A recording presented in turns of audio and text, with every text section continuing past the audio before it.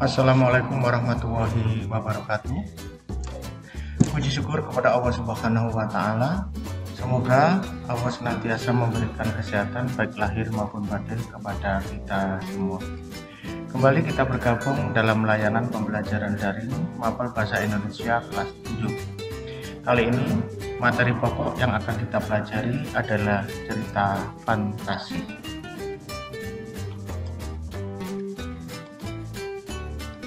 Tujuan pembelajaran kita kali ini adalah diharapkan setelah mengikuti seluruh rangkaian kegiatan pembelajaran, peserta didik dapat menelaah cerita fantasi.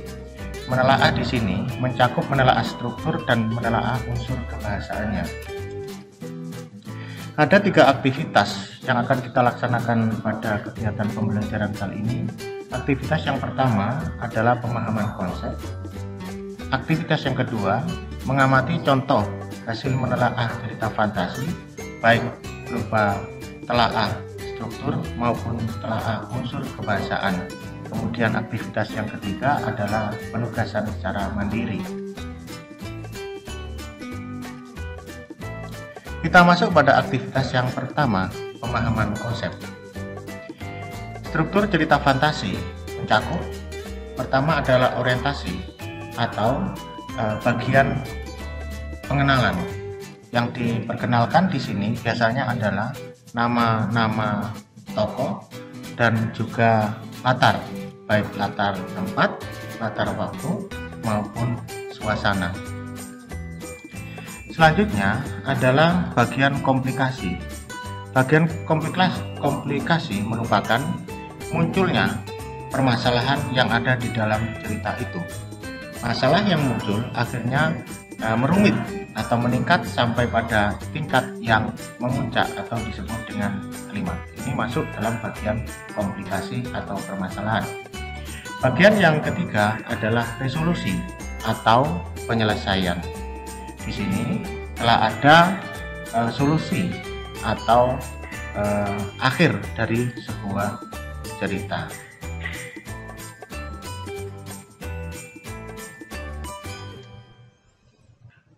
Kebahasaan cerita fantasi. Yang pertama adalah digunakannya kata ganti dan nama orang. Kata ganti adalah kata yang dipergunakan sebagai pengganti atas nama orang, nama benda, atau sesuatu hal. Contoh misalnya kita, dia, mereka, kamu, dan sebagainya. Kemudian kata mencerap panca indera adalah kata yang digunakan untuk mengkonkretkan atas sesuatu yang kita gambarkan sehingga seolah-olah indera kita bisa mencerapnya sendiri secara langsung.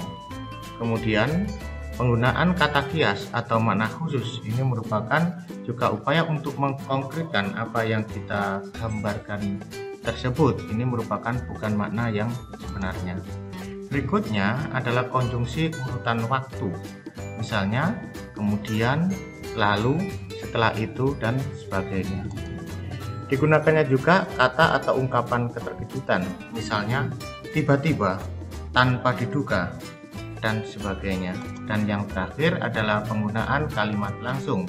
Ini adalah variasi penceritaan dari bersifat narasi atau kalimat tidak langsung, juga menggunakan kalimat langsung, yaitu tiruan ucapan dari sang tokoh atau seseorang secara langsung.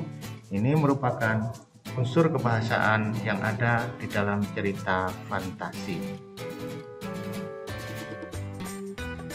Kita masuk pada aktivitas yang kedua, yaitu mencermati model telaah cerita fantasi. Sebelum kita telaah, mari kita baca bersama-sama teks cerita fantasi yang berjudul Belajar dengan Kacamata. Selamat membaca.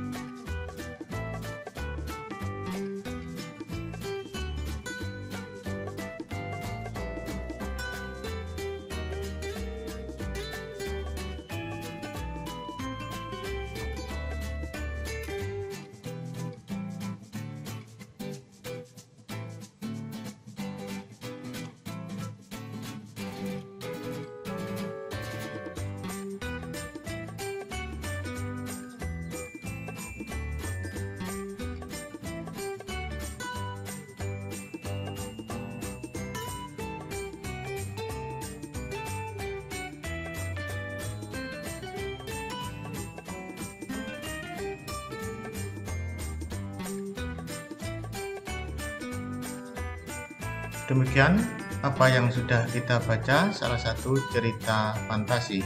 Selanjutnya, mari kita telaah, dan ini hasilnya. A. Hasil telaah struktur cerita fantasi. Nomor, bagian teks, dan hasil telaah. 1. Bagian orientasi. Hasilnya adalah bagian ini berada di paragraf pertama yang isinya memperkenalkan nama-nama tokoh cerita, yakni Ardi, Handi, dan Dani. Diperkenalkan pula latar tempat, yakni di Candi Trowulan. Latar waktu, yaitu pada saat Minggu pagi.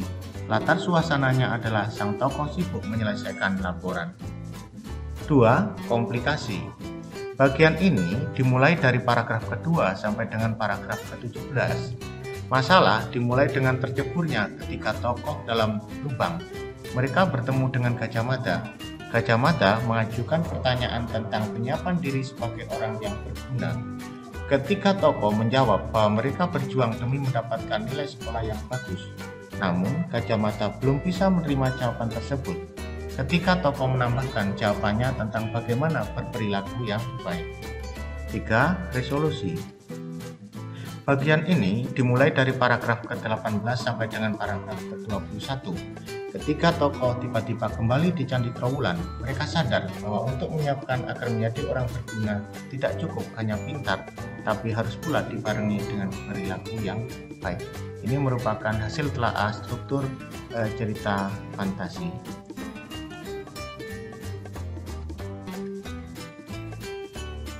Selanjutnya, kita lihat bagian B, hasil telaah kebahasaan cerita fantasi.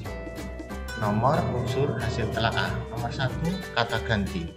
Hasil telaahnya adalah kata ganti orang yang dipergunakan pada cerpen ini adalah kata ganti orang ketiga mereka dan penggunaan nama-nama orang, Ardi, Handi, Dani, dan Gajah Mada.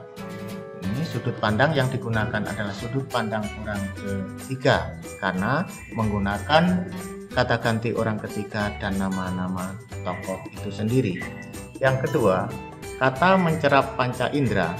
Kata mencerap panca indera dipergunakan untuk deskripsi latar waktu, yakni Minggu pagi yang cerah. Latar suasana, mereka sibuk menyelesaikan laporannya. Latar tempat, yakni tembok sekelilingnya yang memancarkan kemilau keemasan. Kalau kita lihat bahwa cerapan panca indera penglihatan, ya, penglihatan tampak dominan di sini. Pagi yang cerah.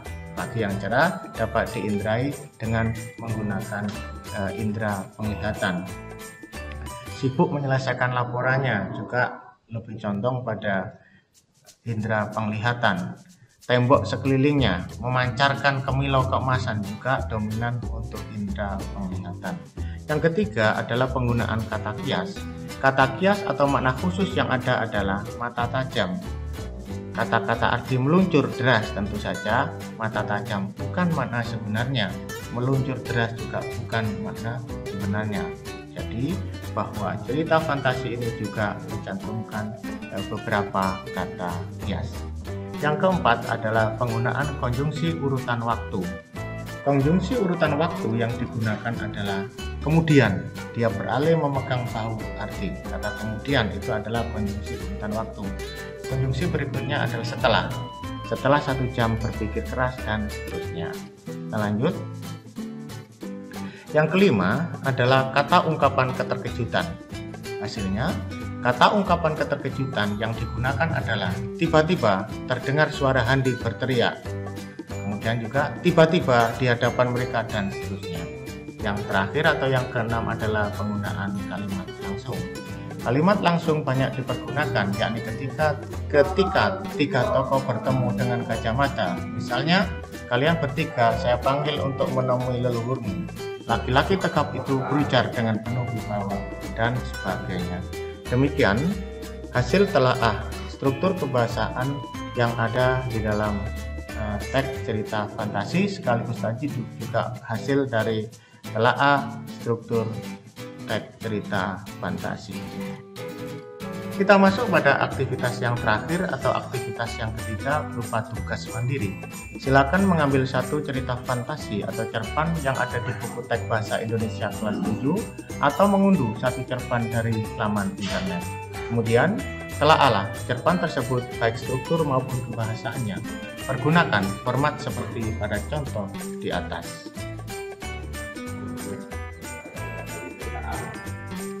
Demikian seluruh rangkaian kegiatan pembelajaran kita kali ini.